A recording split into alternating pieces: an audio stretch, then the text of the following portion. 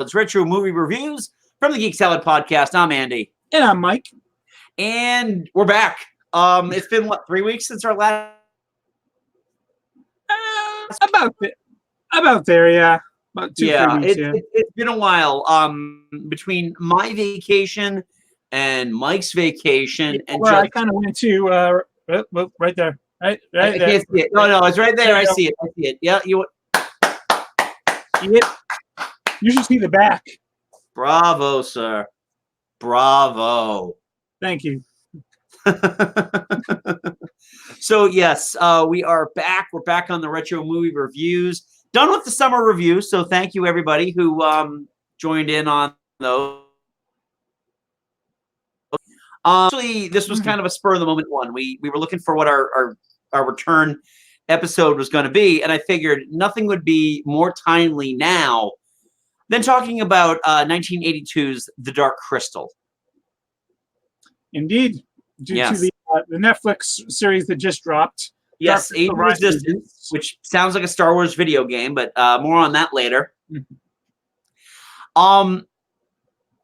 It's interesting because this is kind of like the first taste of what Jim Henson was capable of doing. Even though I kind of feel like I feel weird referring to the characters as just puppets. They're still Muppets, but they're good looking, high-end Muppets. Yeah, they're like, Kermit the Frog is essentially a soft puppet. I mean, to be fair, he is. Right. He is. No, absolutely. They're all like the Muppets proper are felt characters. These had a lot of different these were characters created on a movie budget as opposed to a TV budget. Yeah. So let me first time you saw this one. About a year ago. That blows my mind. Yeah, it's just when I was growing up, basically it was the Muppets, and that was it. I mean, I never really got into hell. I only saw Labyrinth about a year or two ago as well. Yeah. Okay. At least you've seen them. Yeah. Yes, I have. Yeah, I saw 1983 or 1984 when the Whoa. Okay. Well, Andy's camera just seemed to drop. Yeah. Obviously, he's way more of a bigger fan of this movie than I am. So let me see if I can. There he is. I'm back. Sorry about that. Welcome back. Did we? No, we're still live. It's just me then. All right, fantastic. I'm so sorry about that. Well, hopefully, I mean, last time that happened, when you came back, it was clear sailing. So hopefully. Awesome. We're still dealing with this whole Stream Duck thing or whatever the app we're using right now to do this until YouTube gets their shit together and brings Hangouts back. Google gets there. Yeah. Yeah. Well, whatever. Yeah. So yes, getting back, HBO 83, 84, in or around there. This was one of those movies I saw advertised like in my comic books, and I saw some of the trailers in the movie theater. I really wanted to see this in the theater, and it just never happened. So fortunately, we had HBO, and I really enjoyed it. But it was one of those things I'm not one of these people that got nostalgic about The Dark Crystal, like some people I know do. Catherine's a fan of all Muppets. So, true. Very true. She's a Henson fan. Yes. I did, however, about a week or two ago, showed both my kids this one. Scarlett had seen it once before, a few years ago, but she didn't really remember a lot of it. So to gear up for Age of Resistance, Autumn and I had the kids sit down, and we all watched it together. Mm-hmm. And it was really, they really loved it. They really loved it. And it's funny because a lot of this movie is aged really well. Yeah, well, I mean, you can say that about actually a lot of the Muppet movies is I mean, you can tell when they were made, but the not puppetry, the muppetry, I guess, Yeah.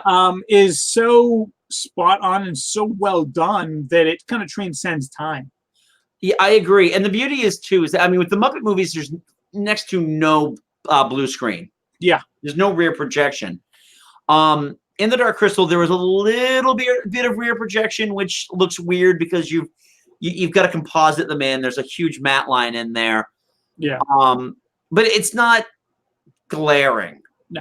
I mean, quite honestly, I think if I were to improve anything about the original, I would have probably tightened up the material on the Gelfling's armature to look like it was actually on there, because it did look like sometimes like their mouths barely moved. And I can just imagine that the hands inside of them are like doing this, and they're like just doing this when they're talking. Yeah, I mean, when it came to different races, I mean, you can definitely tell that most of the effort went into the Skeksis. Went into the Skeksis? But yeah, You just completely froze up. All right. Showbiz. Yes, the Skeksis. The Skeksis are amazing because each and every one of them is very, very unique. And I can't imagine how long the Creature Shop took to churn out, what was it, 9 of them? something like that. Yeah, between 7 and 9. Yeah. There's 9 of them, and the Emperor dies, and the head Mystic dies. But the Mystics, realistically, outside of like some stuff with their hair and some of their clothing, are very, very similar. There's not a whole lot of stuff differentiating them. Skeksis, each and every one of them is just like a different bird, like a scavenger. Oh yeah, A lot of vultures. A lot of. I mean, the Chamberlain himself is just so unique. I mean, it's amazing. Chamberlain is the best out of all of them. Yeah. Mainly because Whoop. Oh dear.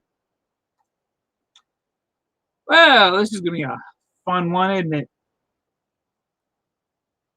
So I gotta wait for him to time out there, and hopefully he's gonna come back. No? Yes? No? Yes? No? Well, I'm kind of waiting for Andy to come back. There is one more effect that it's always kind of just, well, not always. When I saw it, it was kind of off. Was the Lance Strider? I get what they're doing, and I get how they did it. It just it doesn't work as smoothly as I think they were hoping for. But I mean that's just the method of the technology that we're using. I can't really hold it against them for that. And I'm just waiting for him to come back here. Yeah. All right, there he is. Jesus Christ. Oh my God. This is going to be long just because of all the dropouts and stuff like that. So yeah, I'm already resigned to doing this on my phone if I have to. So yeah, my thoughts on the Chamberlain is that not only is he intricate in terms of the way his face is constructed and everything, but he's the only one who gets stripped down. Yeah. And just what they did with their bodies, with that bloated belly and the huge, spines. Yeah. And it's pretty incredible what they did with it. I also love how the fact that, I mean, the Mystics are all pretty similar as far as the looks, but also as far as like personalities or so. They're all kind of milquetoast basically. Yeah, exactly. The Skeksis, you can definitely tell one from another. Each one is a very unique individual. Yeah, absolutely. And I love that. The voices are all of them are very distinct. And it's just really cool. Another amazing feat of puppet craft is Aughra. Yes. Yeah. Aughra is so cool because there's so much detail in her. I mean, the fact that she's essentially a hand and rod puppet, but they do stuff like the facial hair that they've put on her. I love that she's free boobing it. because and it's very very noticeable. She's free boobing it. Her eyes have always been the part that, for me, that stands out, because her eyes are they look like right through you. Right. And that's just an incredible puppet. The Fizzgig. I think Fizzgig is a really cool puppet. Obviously, that he's adorable, and I'm amazed that they didn't try to market him. Well, they weren't owned by Disney at the time. Yeah, that's true. That's true. But it's just a cool design, and what's really cute, just getting into Age of Resistance real quick, is that one of the Gelfling sees the Fizzgig type creature, which obviously isn't Fizzgig, and it rolls on its back to expose its belly, and she's rubbing it, and you just see like these 4 little legs, and it's really really cute. And then we get the Gelflings, which very much come out of the Brian Froud book of fairies, especially Kira. Yeah. Jen is Jen, and I've got thoughts on Jen, and we'll discuss those in a minute. But Kira is very much the definition of a Brian Froud fairy. Yeah. Like that soft face, almost Asian features to it. The fairy's wings. Like that long, like spindle of blonde hair. Right. They're like they kind of border between almost ethereal but still physical. They kind of border that line. Yeah. I really like that. And speaking of like kind of like Asian inspired characters, the podlings or the pod people. Yeah. Yeah. That very much reminded me of kind of like 19th century Chinese immigrants in terms of just the dress and the, like a lot of knits and a lot of that, and very, very down home, very, there's a lot of food. There's a lot of food. And it's really cool. And I like that inspiration to it. So let's talk about Jen. I can't remember where you stand on should the narration in Blade Runner have stayed in or should it have been removed? But well, you know what my thoughts on Blade Runner anyway. Yeah, I understand that. I'm a firm believer that Blade Runner works without the narration. I am also a firm believer that he needed to get rid of Jen's narration. It's tough to take your hero seriously when it's just like it's this exposition the audience does not need because they're watching it unfold in front of them as it is. Yeah. I mean, I think his inner monologue, because we didn't really get one from Kira. We didn't get anything from Kira. No. And I think that doing the narration really makes Kira a secondary character when she's a big part of the resolution to this. I mean, I think you definitely needed some sort of narration because this is a big world with a lot of mythology that you needed to understand. But I think I would have been happy if you just had like the lead mystic's voice. I know he dies pretty right away, pretty much. Right. But having him just like maybe his spirit or whatever narrate it, I think could have worked a lot better. Well, quite honestly, they did begin the movie with narration. Yeah. With a completely different narrator. And that if it was needed at all, that could have been what you carried it through. Yeah. It's just Jen's inner monologue essentially just is a lot of, what am I doing? I never knew about this. Master, you didn't tell me. He's channeling his inner Luke Skywalker. Exactly. I want to go to Toshi Station, pick some power converters. I love Luke Skywalker. Donald Robin. I want a car. I give you a bus pass. Isn't that enough? I love Luke Skywalker, but in that first movie, he's a whiny bitch. He is. We mourned him when he died, but at the same time, dude, episode 4, bro. Episode 4. Yeah, it's funny because outside of my feelings for Jen, I love this movie. I love that it began to build this mythology of the history of what came before the crystal cracked, and then when the crystal cracked, there were the Skeksis and there were the Mystics. Right.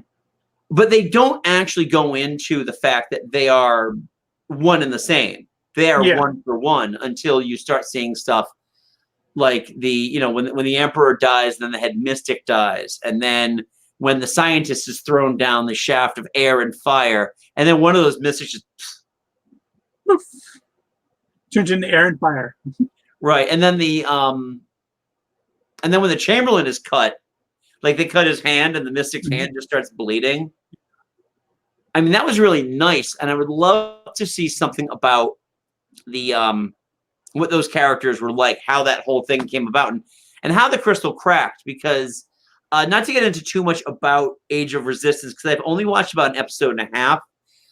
Primarily, we're taking our sweet time doing this because it's family viewing, and with me at home, with the kids going to bed at reasonable hours, and with my wife doing rehearsals 3 nights a week, it's difficult for us to sit down and all get to watch. One question about Age of Resistance. Yeah. Have the Gelfling puppets become? Are they better?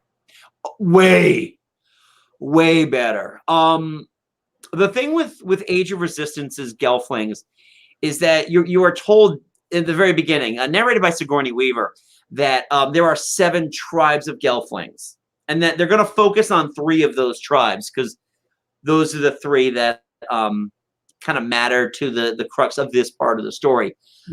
But one of the tribes lives underground, and they're very much one with the earth, very much how like Kira is one with the earth. And Kira's one with the animals.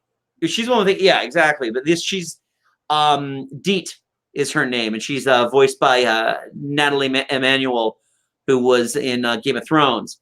And she, like, her skin is paler because she's never seen the sun. Her eyes are larger. And they did a great job differentiating the Gelflings more so than in the Dark Crystal, where you really only saw the 2 of them. Right. Obviously, I haven't seen too much of this. I can't even get into how long has the crystal been cracked, because the Skeksis are there. I haven't seen the Mystics yet, so yeah, it would be interesting to see if they kind of how far they delve into that mythology that they've established in the movie. Right. This is the kind. I mean, but this is the kind of history also too that it'd be rife for extended fiction and comic books. You know what I mean? Yeah, I thought they made comic books. They may have, but I don't know. I mean, in the golden age of fandom, as we should be calling this age, pretty much if stuff had come out, like if Marvel Comics through their Star Comics imprint had done the Dark Crystal and just did like the continuing stories of Jen and Kira, it wouldn't have counted as canon. No. It's just like, all the other stuff they did. I mean, the only Star comic we ever really talk about anymore is Peter Porker, the Spectacular Spider-Ham, and that's just because Spider-Ham. Don't you take this away from me, you bastard. But it's just like, I'm just surprised that there aren't these like gigantic pull-out books of here's the map of Thra, which is the name of the planet, which is never mentioned in this movie.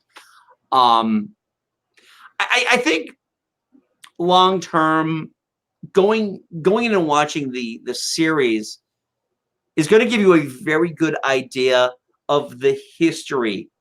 But again, I haven't seen the whole thing yet. I don't know where the resolution lay in this, or even if there will be resolution at the end of this season, or if it's just like the Gelflings do stand victorious, and then there's another chapter to happen afterwards. I don't know how that's going to go. This is very much this series. I think for me, and what I like about it is that it's a lot of world building.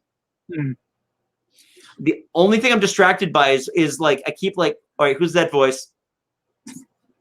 Who's that voice? Mark Hamill, you got straight off. Well, yeah. Yeah. But Simon Pegg actually voices the Chamberlain. Oh. And he's got it down. Nice. He's got it down. He's got that. I really can't do that, but he's got it down. Well, that's good because that was a very unique sound. It was. But there's so many actors in that. But getting back to the movie The Dark Crystal, what's amazing to me is the level of PG violence they were able to get away with. What's funny is that when the Emperor Skeksis dies, he crumbles into ash, which is another amazing special effect. Yeah. Especially because the way that you see it, he's crumbling from the head down, so he's got a blanket over most of his body, and his face crumbles, and you just see it crumble, and then you just see under the blankets, it just starts to break apart. Yeah. Which was really a cool scene, and that didn't freak my kids out at all. What freaked my daughter out was when they stole the podling's essence. Yeah, that part is genuinely creepy. It is. It is very creepy. It's really sad too, but it's just funny, when you see that and you see them like shrink their face, like they're just, everything is being drained out of them and it's getting drilled. And then with the new emperor, he takes the essence and you see like the lines in his hands fill in and then it just starts to crumple again. So it's just the amount of technical just superiority in this thing. I mean, and on a 1982 budget. Yeah, I mean, Jim Henson put a lot of Jim Henson, Brian, and Frank Oz. They did a whole lot of work in this one. They did. This was, because this was their, this was kind of like their first one. I think this is Frank Oz's first movie he directed. Well, when did Great Muppet Caper came out in 81? So this was his second then, because this was his second. Okay, because I either Frank Oz Jim Henson. I'm looking it up right now. I thought that Jim Henson directed Muppet Caper. I thought he was either Frank Oz or both of them. But I don't know, you may be right. I'm pulling it up right now. I'm pulling up Frank Oz on IMDb, people. Ooh, We're gonna get to the bottom of this. Fully prepared. Yeah. Fully prepared, exactly. Yeah, sure. All right, Frank Oz. Let's see. Directing. He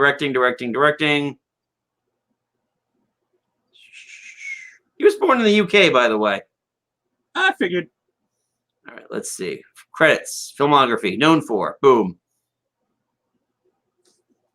Director. All right. First movie he directed was The Dark Crystal. And then he directed The Muppets Take Manhattan. Oh. After that, it was Little Shop of Horrors. Okay. All right. So, yeah. Makes sense. No, he's done quite a bit. Oh, God, The Indian in the Cupboard. Never mind. He also directed the 1999 classic Bowfinger that nobody needs to talk about, but we always do. We should anyway. Okay. Eddie Murphy and Steve Martin. I like the girls. Yeah, I vaguely remember the movie, but I don't really want to vaguely remember it. And Robert Downey Jr. is in that movie. Robert Downey Jr. was in a lot of movies. He was, yes, he was. But yeah, so this is kind of a big movie to make, to cut your teeth on as a film director, and it took. I know it took a lot out of both of them, especially because there was no new TV show. I think they had been working on a lot of stuff. There's actually a really great series on the YouTube channel Defunctland that actually did like a 3 or 4 part piece on the life of Jim Henson. And this was covered in like the After the Muppet Show. And yeah, it's just it just simply is just a technological feat what they were able to accomplish with this movie. Yeah. The Landstriders are another really great special effect. Well, actually, the second time you dropped out, I did kind of mention that. I mean, I like the Landstriders in the close-ups, but when you have the far-off shots, it's like, yeah, that effect. Dude on stilts. Dude on stilts. Yeah, yeah. Hey, they still look better than the rollers from Return to Oz, though. Okay. I need to rewatch Return to Oz again, but I'll allow it. I'll permit it for now. The court has no objection. I do love Return to Oz, though. I'm not gonna lie. Okay, yeah. That's a. Oh God, I don't think my daughter's seen that one. Might have to add that to the list. So, I mean, all in all, I mean, it's tough to really, stretch out this movie. I mean, this movie is fantastic, and it's kind of at this point now, it is kind of hard to talk about it without bringing up Age of Resistance. Yeah, I'm like when I first saw this movie, I'd been hearing about it for years, obviously, and I watched it and I was like, it's a good movie. I didn't quite put it on the pedestal like a lot of people I know put it on a pedestal. I didn't see that. Okay, but it's still an enjoyable movie, and it's a technical feat. I'll give it. And honestly, I think it just comes down to when you saw it. I mean, let's be honest. I mean, we as a society sometimes have an issue with mistaking quality and nostalgia, and we kind of jump the two. So if I'm nostalgic about it, it must have been amazing.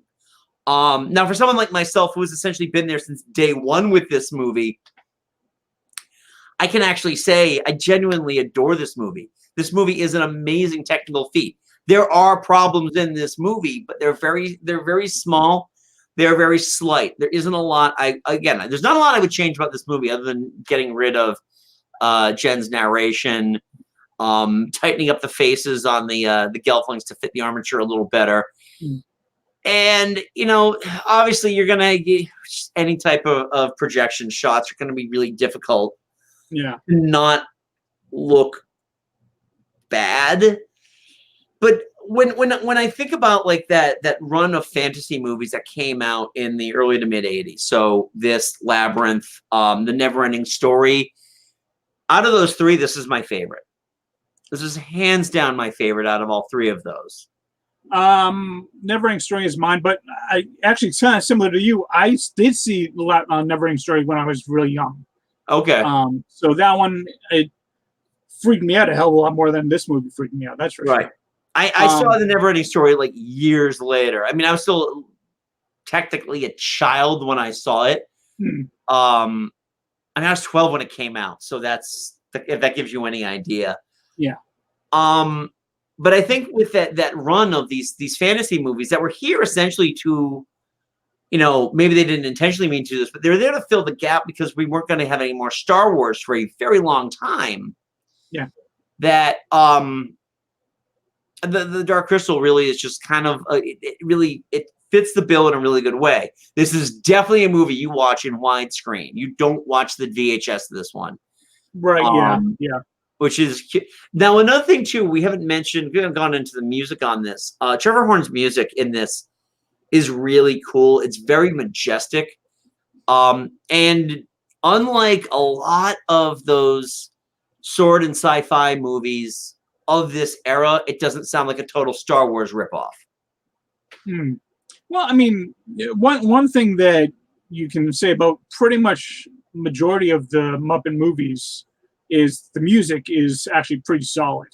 Well, you had Paul Williams doing a lot of that music too. Well, I mean, not just the music though, but like some of the incidental music. Yeah, Paul Williams did a lot of that in the movies. Yeah. But I know what you're saying. I mean, Henson had a really good ear for that. I mean, Henson was a musician as well, but Trevor Horn being able to compose a symphonic score like that It is great. If you can listen to it isolated from the movie, feel free, because it is very good. And again, it's not. I don't feel like it's a Star Wars ripoff in the way that pretty much every movie, going from the Sword and the Sorcerer to Crawl to 1,000 other movies that came out between 83 and 85, all kind of ripped off that Williams sound. Actually, another thing that kind of makes this movie stand out as far as all the Muppet-based movies. Yeah. This is I think it's the only Muppet-based movie that is not a musical. Yeah, there are no songs in this movie. No, even in Labyrinth, they got plenty of music in there. There's a lot of music. Well, you also with David Bowie. What the hell are you going to do? Not have him sing? But you're right, though. It would have felt weird having The Dark Crystal be a musical. It's just like, let's talk about The Neverending Story real quick. Imagine if they broke out in a song for that one. Turn around. My horse has drowned. My horse has drowned. Oh, don't bring up that scene. Good luck, sleeping children. My horse is dead. Yeah. Show this to Autumn and see her reaction. Oh my God, yeah, that's gonna be I get really no. I'm not gonna say that. No. No. You would find the couch very, very comfortable after that. No, yeah, I know. I just think that kid at the very end of that movie, that kid deserves a freaking punch in the face. Which one? The kid riding a Luck Dragon. Okay. He breaks the fourth wall enough to flip you off, and then mentally scars the three hooligans that were terrorizing him. They deserved it. Maybe they did. I don't know. So yeah, you have anything else to add on The Dark Crystal, Mike? No, I think it's an entertaining movie. If you've never seen it and you're going to watch it, keep your expectations moderate, because it's a great movie. It's a fun, entertaining movie. It's not blow your mind phenomenal. It is not a fast.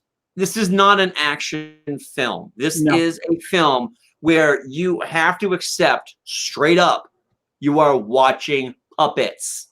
Yeah. Sometimes their feet don't touch the ground when they run. Yes, there are times when they actually use human body doubles for long shots where like Jen has to climb something or he's running around something. Yeah. It's just how they did special effects back then. If you can resign yourself to that, I think you'll have a good time watching this one. Absolutely. It's a solid movie. It is absolutely a solid movie, but it's the same thing as telling somebody, now who's never seen E.T., go watch E.T. It's one of the greatest movies of the 1980s, and then expect them to say, you're absolutely right about that. Well, I personally think they should, but, whatever. Well, yeah, exactly. But you need, what, I think with a movie like this, with pretty much every movie from the 1980s that has entered that lexicon of childhood nostalgic classics, temper a layperson's expectations. I beg you. Yes. I beg you. And if you do want to watch the movie and you feel like renting it, at the end title card of all of our shows, we do put a link to the full-length movie that you can watch right here on YouTube. So, just pay the rental fee, buy it if you want to. It shows up pretty much in all of your streaming services. So, is it available on Netflix? Yeah, I believe it is available on Netflix now. Nice. Because Age of Resistance is. I'd be shocked if the original one wasn't. But yeah, stranger things have happened, and this is one of those movies I have to keep reminding some of my coworkers. It will not be on Disney Plus. This is not a Disney movie. No. This was actually which was this Universal? It was released by Universal. My copy was released by Columbia TriStar. And I'm coming off the DVD, though. Yeah. So it's just one of those movies that the licensing belongs to somebody else, and then it just keeps jumping around. Right, yeah. Who knows? They may eventually get back to Disney now that, might get back to the Muppets, but... I think it'd be hilarious if it ends up being like the the linchpin in the Disney Spider-Man deal. The less said about that right now, the better. Yeah. Or bitter. Yeah. Whatever you want to say. Yeah. So anyway, that was The Dark Crystal. Yeah, I hope you liked it. If you do love it, you've never seen it before, you want to see it, you have a different thought than us, please leave a comment below. As always, please keep it civil. Give us a big thumbs up on this video. And don't forget to smash that subscribe button so you can be notified on all of our weekly YouTube happenings now that we're back in kind of the swing of things. Yay! We got lots of great ideas right now for movies we're going to be reviewing going forward. September's kind of a month where we're just kind of do a potpourri of different movies. October, we start our Halloween movies. We're already lining up guests for that. So insanely excited. I'm not going to reveal anybody yet until they, unless they, if they fall through or whatever.